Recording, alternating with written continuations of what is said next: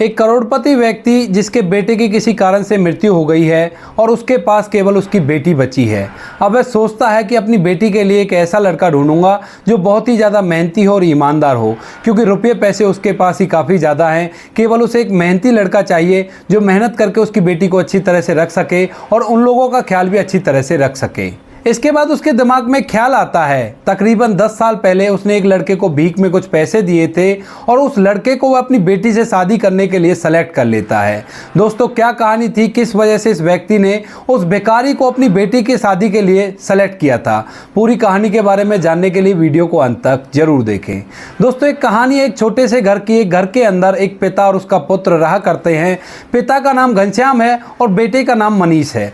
दोनों उस घर के अंदर रहते हैं। पिता मेहनत किया करता है और बेटा स्कूल के अंदर पढ़ने के लिए जाया करता है। बेटी की उम्र ज़्यादा नहीं है, बेटी की उम्र 10 साल है और वो लोग हंसी खुशी उस घर के अंदर रहा करते हैं। पिता अपने बेटे का अच्छी तरह से ख्याल रखा करता। इधर जो बेटा है वह भी अपने पिता से ढेर सारा प्यार किया करता। इसी तरह से समय व्यतीत हो रहा था और समय व्यतीत होने के साथ साथ अचानक से उन पर दुखों का पहाड़ टूट पड़ता है। जो पिता जो मेहनत किया करता था उसको एक बीमारी हो जाती है और बीमारी के चलते उसका पिता खाट में टिक जाता है, बाहर मजदूरी करने के लिए नहीं जा पाता है। अब जैसे पिता बीमार हो गया था तो उसके बाद उसे अपने बेटे की बहुत ही ज़्यादा चिंता होती है और वो गहरी सोच विचार में पड़ जाता है। वह सोचने लगता है कि अगर मुझे कुछ हो गया तो मेरे बाद मेरे बेटे का क्या होगा, क्योंकि अभी अच्छी तरह से बड़ा भी नहीं हुआ है। दोस्तों, इसके बाद वह पिता पूरी कोशिश करता है अपने आप को ठीक करने के लिए। कई डॉक्टरों के पास जाता है और जितने भी पैसे वो मांगा करते उतने पैसे वो दे दिया करता और अपनी बीमारी का इलाज करने के लिए उसने वो घर भी बेच दिया था जिस घर के अंदर वो लोग रहा करते थे। अब इसके बाद बाप बेटे दोनों एक छोटे से किराए के कमरे में रहा करते हैं, क्योंकि जो घर उनका पुश्तैनी था, जिस घर में वो रहा करते थे, वो उस घर को बेचकर पिता ने पूरे पैसे अपनी बीमारी में लगा दिए थे। लेकिन दोस्तों, उसके पिता की बीमारी ठीक होने का नाम नहीं लेती है और अब उनके पास पैसे भी नहीं थे और धीरे धीरे करके उसके पिता की बीमारी और भी ज़्यादा बढ़ने लगती है और इसी कारण से उसकी मौत हो जाती है। अब जैसे उसके पिता की मौत हुई थी तो उसके बाद वह लड़का अकेला रह गया था और अपने पिता की मौत पर वह फूट फूट कर रोने लगता है। अड़ोसी पड़ोसी उसको समझाते हैं, कहते हैं कि बेटा जो होना है वो होकर रहेगा, उसे कोई भी नहीं टाल सकता। इसके बाद अड़ोसी पड़ोसी मिलकर उसके पिता का अंतिम संस्कार करवा देते हैं और उसके बाद वह लड़का अकेला रह जाता है। दोस्तों, कुछ दिनों तक अड़ोसी पड़ोसी उसकी मदद करते हैं, लेकिन धीरे धीरे वो लोग भी उसकी मदद करने से पीछे हट जाते हैं। अब वह बिल्कुल असहज और अकेला रह गया था। जो अड़ोसी पड़ोसी कुछ खाने के लिए उसे दे दिया करते थे वो लोग भी अब देने से बंद कर देते हैं और वह लड़का इधर उधर ऐसे ही घूमने लगता है। उसकी जो भी पढ़ाई लिखाई चल रही थी वो पढ़ाई लिखाई भी उसकी बंद हो गई थी, क्योंकि अब उसके पास कोई भी ऐसा नहीं है जो उसे आगे पढ़ा लिखा सके और उसकी देखभाल अच्छी तरह से कर सके। अभी उसके पास सबसे बड़ी प्रॉब्लम थी अपना पेट भरने की, और पेट भरने के लिए वह इधर उधर ऐसे ही मार्केट में घूमा करता था। तभी उसकी मुलाकात कुछ ऐसे ही बच्चों से होती है जिनका इस दुनिया में कोई भी नहीं था और वो बच्चे सभी लोगों से भीख मांगा करते थे और भीख मांगकर अपना गुजारा किया करते थे। अब इसके बाद वह लड़का जिसकी उम्र 12 साल हो चुकी थी तो वह उन्हीं लड़कों के साथ घूमने लगता है, उनके साथ इधर उधर भीख मांगा करता और उसी से अपना पेट भरा करता और ऐसे ही जहाँ पर जगह मिल जाया करती वहीं पे सो जाया करता। उस शहर के अंदर एक मंदिर था और मंदिर के ऊपर बड़े बड़े अमीर लोग आया करते थे, तो वो सभी लड़के वहाँ पर चले जाते हैं और वहाँ पर जाने के बाद ऐसे ही लोगों से भीख मांगने लगते हैं। तभी एक दिन एक बहुत बड़ा करोड़पति व्यक्ति वहाँ पर आता है और जैसे ही वो आया था तो वह देखता है इन छोटे छोटे बच्चों को जिनकी उम्र 12-13 साल के समथिंग है और सभी लोग दूसरों के सामने हाथ फैलाकर भीख मांग रहे हैं। तो उसके बाद वह सेठ उन बच्चों के पास जाता है और उनसे कहता है कि तुम सभी लोग यहाँ पर आओ, मैं तुमसे कुछ बात करना चाहता हूँ। उसके बाद वह सभी बच्चों को अपने पास बुलाता है और बुलाने के बाद अपने पास से सभी को 500 रुपए देता है और देने के बाद कहता है कि मैं आज तुम्हें पैसे दे रहा हूं, लेकिन इन पैसों से तुम्हें भीख नहीं मांगनी है, तुम्हें मेहनत करके स्वाभिमान से जिंदगी को बिताना है और ये पैसे जो मैंने तुम्हें दिए हैं इन पैसों से तुम मेहनत कर सकते हो और मेहनत करके एक अच्छे मुकाम को हासिल कर सकते हो। ऐसा कहकर वह सेठ उन सभी बच्चों को 500 रुपए दे देता है और उसके बाद उस मंदिर पर दर्शन करके वापस से चला जाता है। अब दोस्तों, सभी लड़कों के पास 500 रुपए थे, लेकिन जो लड़का मनीष था वह उन पैसों का अच्छा यूज करने की सोचता है, क्योंकि जो सेठ ने उससे कहा था उस बात को वह अपने दिमाग में बैठा लेता है और सोचता है कि मैं इन 500 रुपए से मेहनत करूंगा और कोई काम करूंगा, काम करके पैसा कमाऊंगा और उसी से अपना गुजारा करूंगा। इसके बाद वह लड़का उन पैसों से कुछ खिलौने खरीदता है और उन खिलौनों को लेकर जहां पे वो लड़के भीख मांगा करते थे वहीं पर जाकर उन खिलौनों को बेचने लगता है। जैसे उसके साथ के लड़के उसे देखते हैं कि भाई ये तो खिलौने ले आया और ये मेहनत कर रहा है तो उसका हंसी मजाक उड़ाते हैं। कहते हैं कि इन 500 रुपए से क्या होगा, इन थोड़े से खिलौनों को बेचकर तू कर भी क्या लेगा, क्योंकि उन बच्चों ने वो पैसे ऐसे ही उड़ा दिए थे खाने पीने के लिए और बेमतलब की चीजों में। और उस लड़के ने उन पैसों से खिलौने खरीदे और उन खिलौनों को वहीं मंदिर के बाहर खड़ा होकर बेचने लगता है। धीरे धीरे शाम होती है और शाम तक उसके 500 रुपए के सारे खिलौने बिक जाते हैं। अब जैसे ही सारे खिलौने बेचे थे तो उसके बाद उसके पास 750 रुपए हो गए थे। और जैसे वो 750 रुपयों को अपने हाथ में देखता है तो 500 रुपयों को अलग करके 250 रुपयों को अपने हाथ पे रखता है और सोचता है कि आज मैंने ये 250 रुपये मेहनत करके कमाए हैं।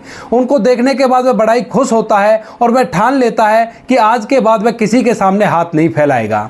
उसके बाद दोस्तों उनमें से 100 रुपये का वो खाना खा लेता है। फिर भी उसके बाद 650 रुपये बच गए थे, जिन पैसों से वो अगले दिन ऐसा ही करता है और भी ज़्यादा खिलौने लाता है और उनको शाम तक बेच देता है। धीरे धीरे वह मेहनत करता है और मेहनत करने के साथ साथ उसके पास ढेर सारे खिलौने हो जाते हैं, इनको वो लाकर इधर उधर बेचा करता था। अब उसको काम करते हुए काफ़ी दिन हो गए थे और काफ़ी सारे पैसे उसके पास इकट्ठा हो गए थे और दोबारा से वह एक किराए का कमरा लेता है और उसके अंदर अच्छी तरह से रहने लगता है। धीरे धीरे समय व्यतीत होता है, समय के साथ साथ वह मेहनत करता रहता है और उसकी मेहनत रंग लाती है। और इसी दौरान उस लड़के ने अपनी एक खिलौनों की दुकान खोल ली थी। अब उसने अपनी दुकान खोल ली थी, दुकान पर वो मेहनत किया करता, अच्छी तरह से ग्राहकों से बात किया करता और थोड़ा बहुत हिसाब किताब लगाने लायक उसके पिता उसे पढ़ा गए थे। अब इसके बाद वह लड़का और भी ज़्यादा मेहनत करता है और मेहनत करने के बाद उसी मार्केट के अंदर जहाँ पर वो भीख मांगा करता था किसी दिन, वहाँ पर उसकी 3-4 दुकानें हो जाती है खिलौनों की, क्योंकि उसे काम करते हुए 10 साल हो गए थे। 10 साल के अंदर उस लड़के ने अपनी मेहनत के बल पर कई सारी दुकानें कर ली थी और उसे आज भी उस सेठ की बात हूबहू याद है जो उसने उससे कहा था कि आज से तुम लोगों को मेहनत करनी है, ना कि इधर उधर ऐसे भीख मांगनी है। उसके जो साथ के लड़के थे जो उसके साथ भीख मांगा करते थे वो सभी के सभी नशे में पड़ गए थे और नशे में रहने के कारण वह ऐसे ही काम किया करते। कोई कचरा बीन रहा है, कोई कहीं पर चोरियां करने लगता है और कोई नशे में इधर उधर धुत पड़ा रहा करता। और वह लड़का अपनी दुकानों को अच्छी तरह से चला रहा था। उसने अपनी दुकानों पर कुछ लड़के भी रख रखे थे और उसकी तीनों दुकानें अच्छी तरह से चल रही थी। अब 10 साल बाद एक दिन अचानक से वही सेठ उसकी दुकान पर कुछ खिलौने खरीदने के लिए आता है, क्योंकि उस सेठ को किसी की बर्थडे पार्टी में जाना था और किसी बच्चे का बर्थडे था, तो उसके लिए वे एक अच्छा सा महंगा सा खिलौना खरीदते हैं। और खिलौना खरीदने के बाद जैसे काउंटर पर जाते हैं तो काउंटर पर वही लड़का मनीष खड़ा हुआ था और जैसे वो उन सेठ को देखता है तो देखते ही उसकी आंखों में आंसू आ जाते हैं और एकदम से वो काउंटर से बाहर निकलता है और उन सेठ जी के पैर छूता है। पैर छूने के बाद जैसे सेठ जी उसको पैर छूते हुए देखते हैं तो एकदम से हैरान हो जाते हैं, क्योंकि वह उस लड़के को नहीं जानते थे। जब उन्होंने उसको पैसे दिए थे मेहनत करके कमाने के लिए, उस टाइम पर वो बहुत छोटा था और अब बड़ा हो गया था, अच्छे से कपड़े पहना करता था और कई दुकानों का मालिक था। अब जैसे वो पैर छूता है तो वो कहता है कि भाई तुम मेरे पैर क्यों छू रहे हो, आखिर क्या बात हो गई। तो उसके बाद वह लड़का मनीष उन्हें बताता है कि सेठ जी आप भले ही मुझे भूल गए हो लेकिन मैं आपको नहीं भूल पाया हूँ। तो उसके बाद वो कहते हैं कि भूलने वाली कौन सी बात है, मैं तुम्हें जानता ही नहीं हूँ, तुम कौन हो और किस वजह से मेरे पैर छू रहे हो।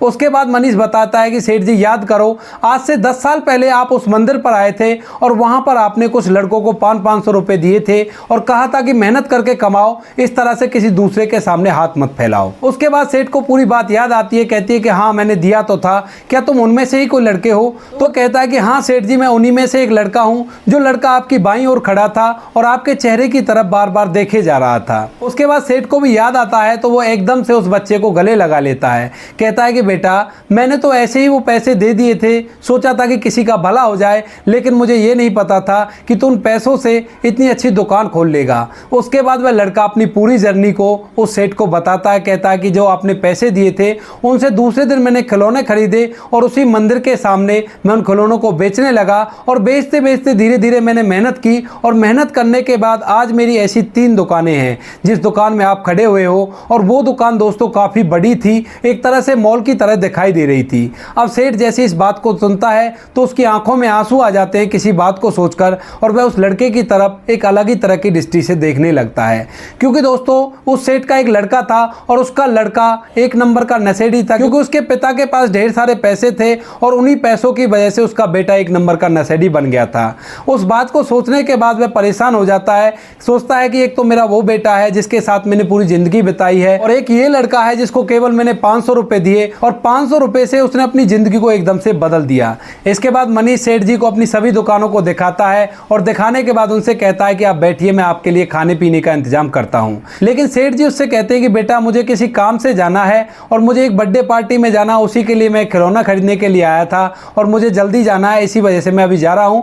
मैं किसी दिन फिर आऊँगा और उसके बाद तुमसे अच्छी तरह से बातें करूँगा। ऐसा कहकर सेठ जी उस खिलौने के पैसे पूछने लगते हैं, लेकिन मनीष उनसे हाथ जोड़ देता है, कहता है कि सेठ जी मैं आपसे पैसा नहीं ले सकता, ये सारा कुछ जो भी आपको दिखाई दे रहा है ये आप ही की देन है और मैं आपसे इस चीज़ का एक भी पैसा नहीं लूँगा। उसके बाद सेठ जी उसे पैसे देने के लिए मनाने लगते हैं, लेकिन वो साफ साफ इनकार कर देता है और कहता है कि सेठ जी मैं आपसे पैसे नहीं ले सकता, आप मेरे पिता समान हैं। इस बात को सुनने के बाद सेठ जी के मन में और भी ज़्यादा उस लड़के के लिए इज्जत बढ़ जाती है। उसके बाद वह सेठ उस खिलौने को लेकर उस बर्थडे पार्टी में चला जाता है। वह लड़का उससे पैसे नहीं लेता है और बर्थडे पार्टी खत्म होने के बाद वह वापस से अपना घर चला जाता है। घर जाने के बाद वह उस लड़के को बिल्कुल भूल ही गया था, क्योंकि उसको ढेर सारे काम थे और ऊपर से उसका लड़का जो कि बहुत ज़्यादा शराब पिया करता था, उसकी वजह से वो बहुत ही ज़्यादा परेशान रहा करता है। उस सेठ का इकलौता लड़का था और एक इकलौती लड़की थी और वह बहुत ही ज़्यादा परेशान होता है कि अगर मेरे बेटे को शराब की लत के कारण कुछ हो गया तो उसके बाद हमारा क्या होगा।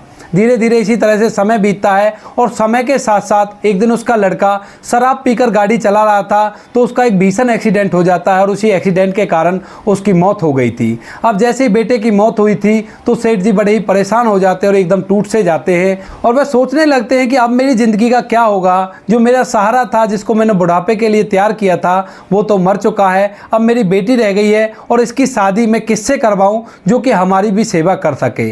अब उसके बाद में उसके दिमाग में उस लड़के का ख्याल आता है जिसको कभी उसने 500 रुपए मदद के तौर पर दिए थे और उस लड़के ने उनसे मेहनत करके अपनी 3 खिलौने की बड़ी बड़ी दुकानें बना ली थी। वह सोचता है कि इस लड़के से अपनी बेटी की शादी करा देता हूं और शादी होने के बाद इसके पास इतना सारा बिजनेस ये रहेगा और अपना खुद का भी उसका बिजनेस है तो वह हमारी देखभाल अच्छी तरह से कर लेगा, क्योंकि वह एक ऐसा लड़का चाहता था जो कि घर जमाई हो और वो लड़का उसके लिए परफेक्ट था। क्योंकि जब वह मनीष के पास खिलौना लेने के लिए गया था तो उस समय उसने उसे बताया था कि मेरा इस दुनिया में कोई नहीं है और यही वो चाहता था कि उसकी बेटी का जो पति बने वो उनका घर जमाई बनकर रहे ताकि वो उनकी देखभाल भी कर सके।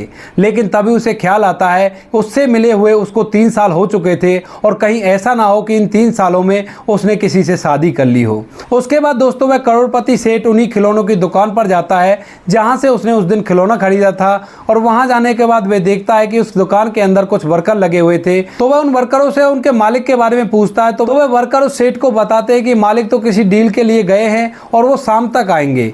अब इस बात को सुनकर जो करोड़पति सेठ है वो उसका इंतजार करने का कहते हैं और उन वर्करों से उसका नंबर लेते हैं। नंबर लेने के बाद उसको फ़ोन मिलाते हैं और कहते हैं कि बेटा मैं तुम्हारी दुकान पर तुमसे मिलने के लिए आया हूं और तुम कहां हो।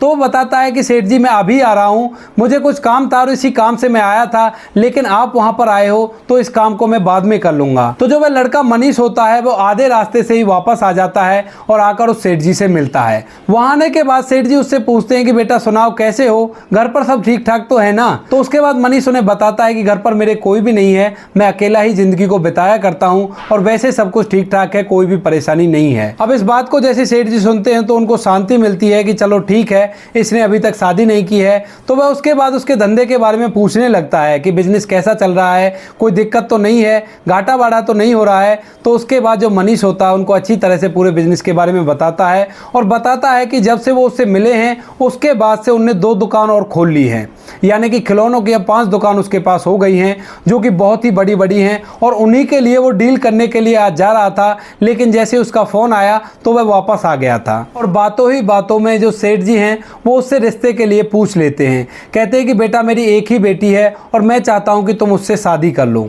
अब इस बात को जैसे ही मनीष सुनता है तो पहले तो उसे विश्वास नहीं होता, लेकिन उसके बाद वो पूछता है कि सेठ जी आप ऐसा क्यों कह रहे हो।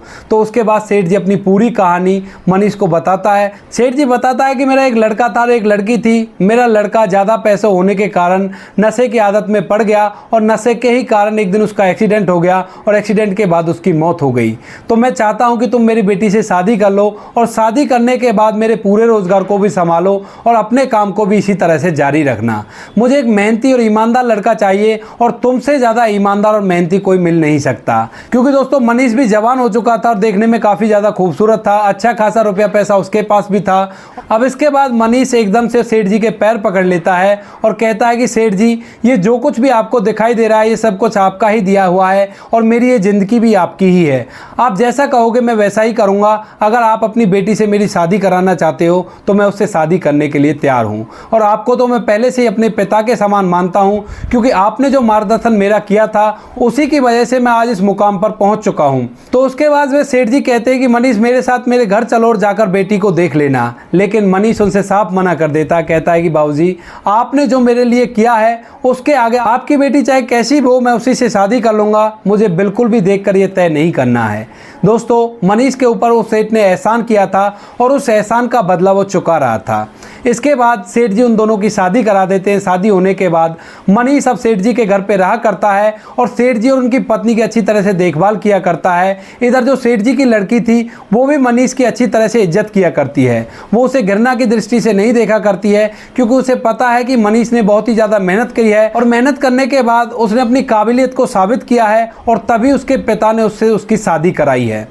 दोस्तों, परिवार बड़ा हंसी खुशी रहा करता है। मनीष सेठ जी और सेठ जी की पत्नी की अच्छी तरह से देखभाल किया करता है और अपनी पत्नी की भी इच्छाओं की पूर्ति किया करता है। दोस्तों, ये थी कहानी एक लड़के की जो कभी भीख मांगने पर मजबूर हो गया, लेकिन आज वो करोड़ों का मालिक हो गया है। और एक सेठ जी ने एक छोटी सी बात कही और उस बात से उस लड़के की जिंदगी ही बदल गई। आप क्या कहना चाहते हो उस लड़के मनीष के बारे में? क्या कहना चाहते हो उन सेठ जी के बारे में? आपकी जो भी राय कमेंट सेक्शन में लिख सकते हो, लोगों के साथ शेयर कर सकते हो।